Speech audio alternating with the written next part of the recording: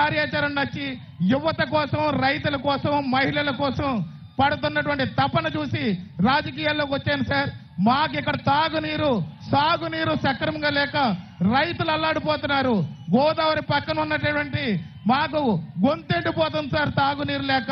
అదేవిధంగా లక్ష్మీ నరసింహస్వామికి ఎన్ని కష్టాలు వచ్చినాయి అంటే, కానీ గర్భగుడిలో కూడా ఈ వర్షానికి నీళ్లు కారిపోయి ఆ యొక్క స్వామి వారు తడిసిపోతున్నారు సార్.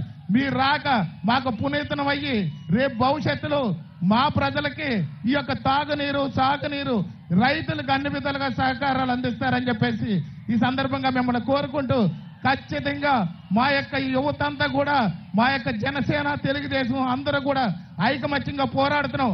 దానికి బీజేపీ తోడైంది. ఖచ్చితంగా మాత్రం మంచి మెజారిటీతో మీ అందరం తీసుకొచ్చి గెలిపించి మీకు అప్పగిస్తాం సార్. బాగా మాత్రం ఈ యొక్క రైతులకు కష్టాలు మాత్రం తీర్చాలని మరొకసారి కోరుకుంటూ సెలవు తీసుకున్నాం. జై జనసేన, జై తెలుగుదేశం, జై బీజేపీ. ధన్యవాదాలు బత్తుల బలరామకృష్ణ గారు.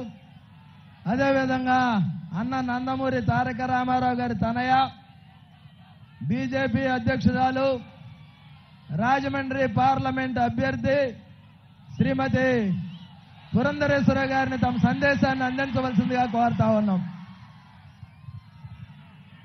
ఎందరో మహానుభావులు, అందరికీ వందనములంటూ సోదరులు పవన్ కళ్యాణ్ గారికి, బత్తుల బలరామయ్య గారికి, జవహర్ గారికి, చౌదరి గారికి, బొమ్ముల దత్ గారికి, వేదిక మీద ఉన్నటువంటి వారందరికీ, దానికి తోడు సాగర్ కెరటన్లా ఉవ్వెత్తున ఎగిసిపడుతూ ఇక్కడ ఉత్సాహంతో వచ్చినటువంటి జన సైనికులకి, భారతీయ జనతా పార్టీ కార్యకర్తలకి, తెలుగు తమ్ముళ్ళకి, ప్రతి ఒక్కరికి పేరు పేరున ముందుగా నా నమస్కారాలు నేను తెలియజేస్తున్నాను. 5 సంవత్సరాల క్రితం ఒక ఆశతో, విశ్వాసంతో ఒక పార్టీని మనం అధికారంలోకి తీసుకురావడం జరిగింది.